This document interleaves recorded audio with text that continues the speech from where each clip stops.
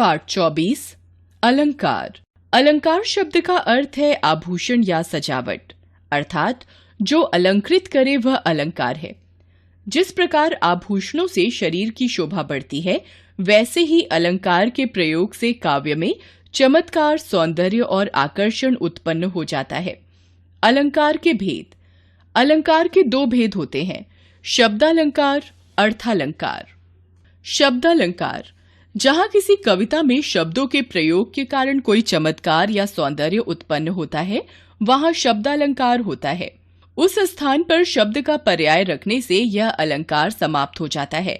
शब्दालंकार के प्रमुख भेद हैं अनुप्रास, यमक, श्लेष।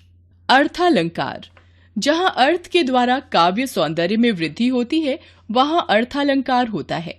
ये अलंकार शब्द के स्थान पर उसके अर्थ से संबंध रखते हैं, इसलिए शब्द के स्थान पर उसका पर्याय रख देने पर भी अलंकार वही रहता है।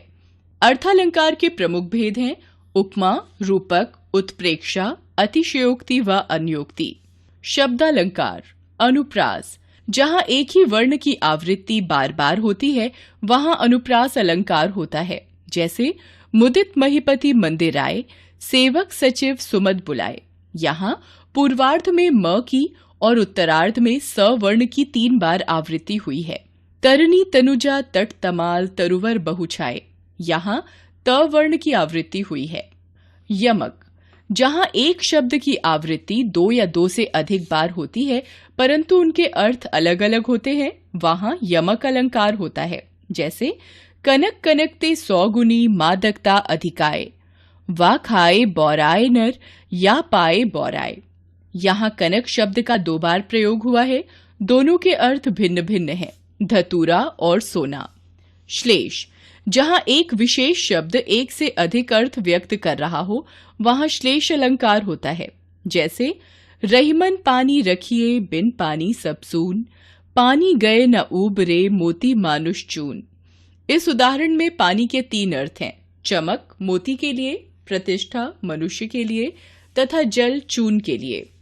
अर्थालंकार उपमा जहां 2 वस्तुओं के बीच समानता का भाव व्यक्त किया जाता है अथवा गुण धर्म की समानता के आधार पर एक वस्तु की दूसरी से तुलना की जाती है, वहां उपमा अलंकार होता है। जैसे हरिपद कोमल कमल से, भगवान के चरण कमल के समान कोमल हैं।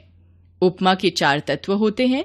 उपमेय जिस वस्तु की उपमा दी गई हो उसे उपमेय कहते हैं, यहाँ भगवान के चरण उपमेय हैं।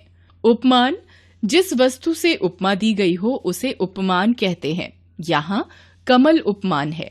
धर्म जिस विशेषता की उपमा दी गई हो उसे धर्म कहते हैं, यहाँ कोमल धर्म है। वाचक जिस शब्द में तुलना की जाए उसे वाचक कहते हैं, यहाँ के समान वाचक है।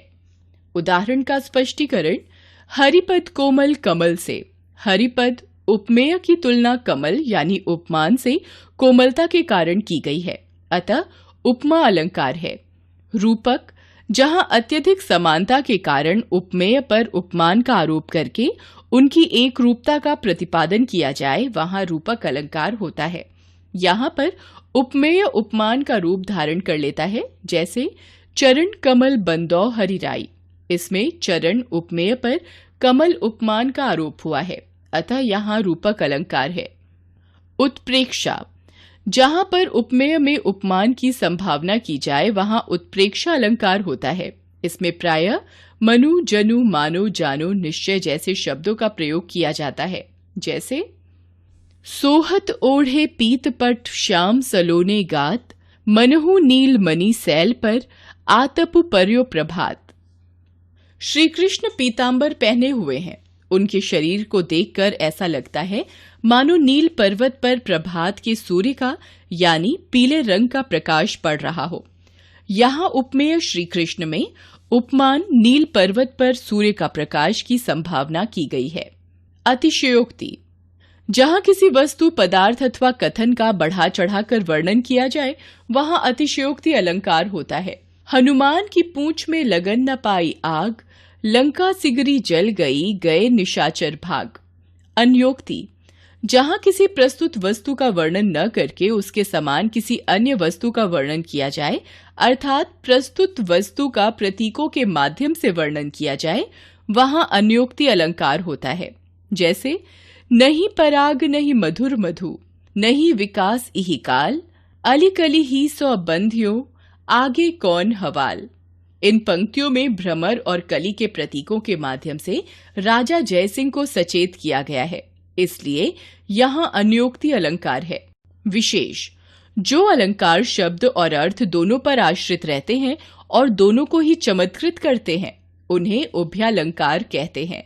आपने सीखा, अलंकार काव्य में सौंदर्य, चमत्कार और आकर्षण उत्पन्न करते हैं।